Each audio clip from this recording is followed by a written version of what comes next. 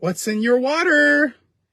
Hi, day 3. Day 3, welcome back to our 7-day water challenge. What is in your water?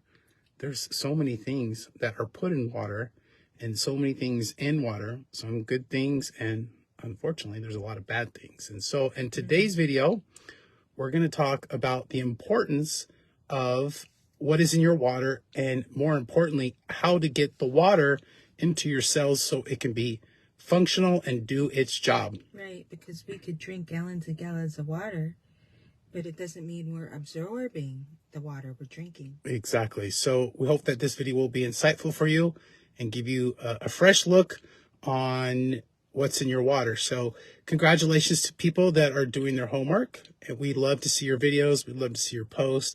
They are truly amazing. So we're going to get right into it today and talk about the importance of truly hydrating your cells. And we're going to go over about, I think, 3 or 4 different talking points today. And of course, we're going to do some homework. Yeah. Did you do your homework yesterday? Let us know if you did your homework, because we would like to get that feedback from you. So Deb has some notes, and she's going to go ahead and read a few of them, and then we're going to expand on the notes as we continue in this video. So tip number 1 about what's in your water and hydrating your cells, Deb? Number 1, essential minerals for health.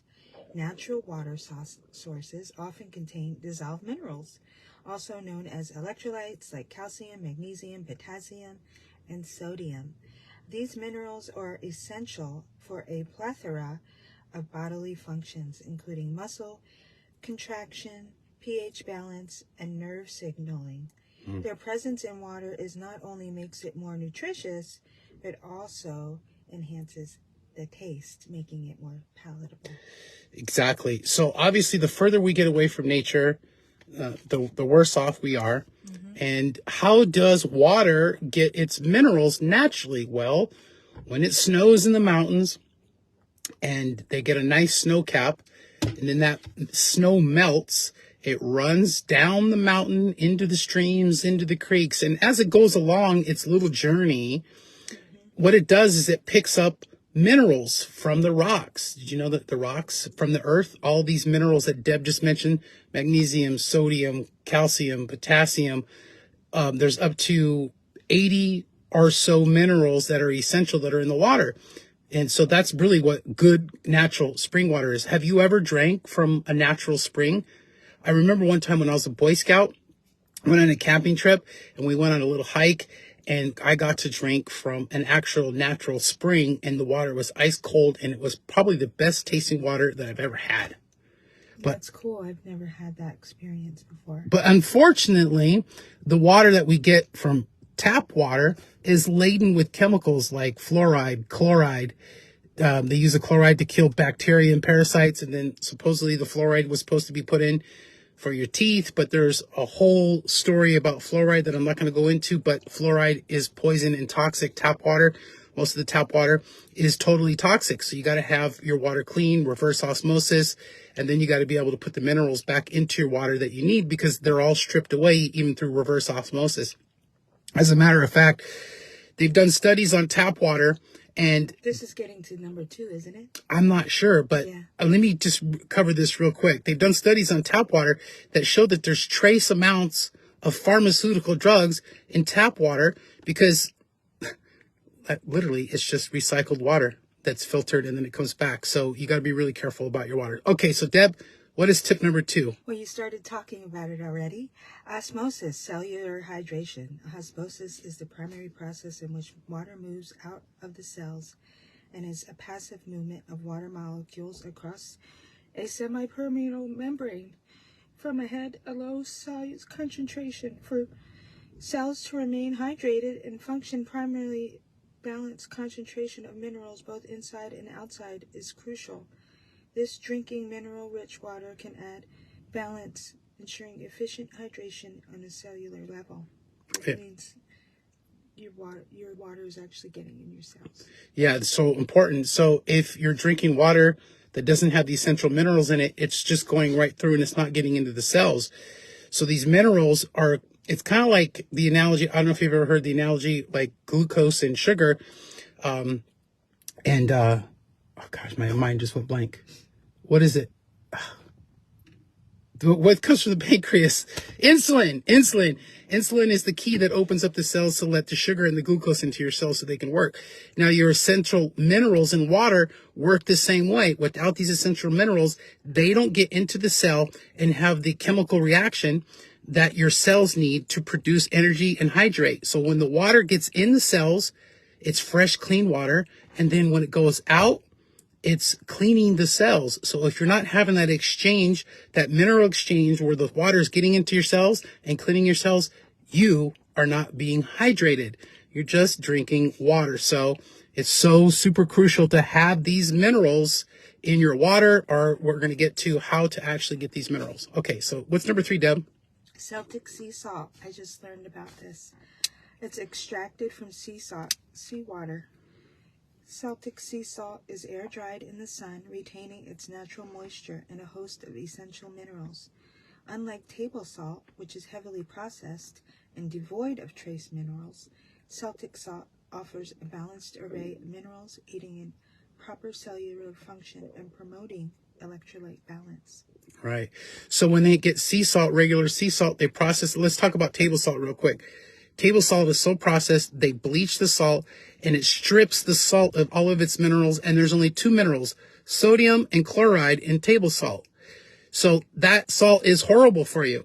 That's why you need salt like Celtic sea salt, pink Himalayan salt that contain these minerals that we just mentioned. Why it's so important to have the minerals, to have that osmosis and have that cellular exchange where the water's coming in and doing its thing. We just learned about Celtic sea salt a little while ago.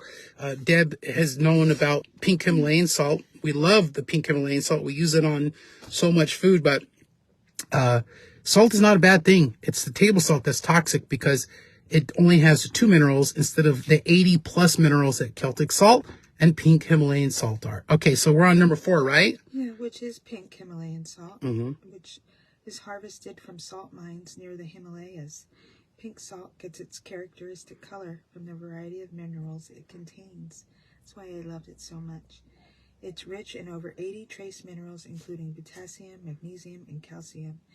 Adding a pinch of this salt to your water, or even just putting it on your tongue, it can enhance and benefit the cellular hydration and overall electrolyte balance.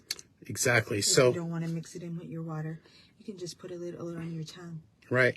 Some people don't like salty water. It reminds them of salt water, seawater. I remember growing up as a kid, I had plenty of doses and plenty amounts of seawater in my mouth. And it's interesting. We listened to Dr. Barbara O'Neill. She talks about the ocean, and It talks about actually putting some seawater in your water. yeah, and it's To get you moving. to get you moving, to get you grooving, to get all those minerals. All of the trace minerals are in the ocean. It's really interesting.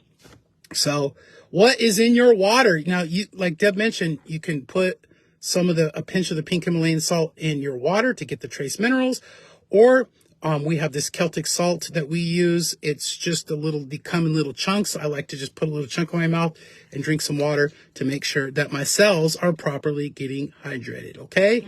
So what is the homework, Deb? Well, how about this?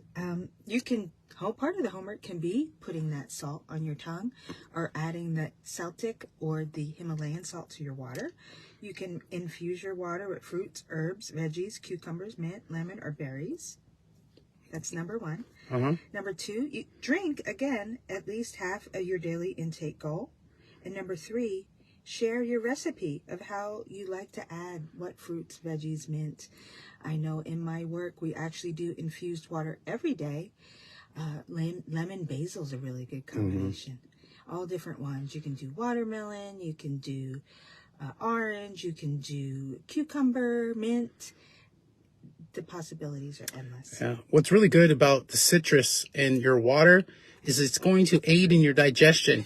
It's going to raise the acidity level in your stomach and the hydrochloric acid, which is going to help you break down protein. The only place in your body that protein is broken down is in your stomach through the hydrochloric acid. If you have acid reflux, or where the stuff's not going down, believe it or not, you need more acidity in your stomach. And that's why it's good to add citrus to your water. So we're excited to see your concoctions, your takeaways of today's video. Let us know if how it was insightful and how it was helpful for you. And let us know what you're putting in your water. We would love to see it. Here comes the sun. We're getting ready to go for our walk. You guys have a better Wednesday than me. There's nothing like the sun on your face. You're going to have the best Wednesday ever, Deb, just to let you know. All right. We'll talk to you guys later on day 4. Bye-bye.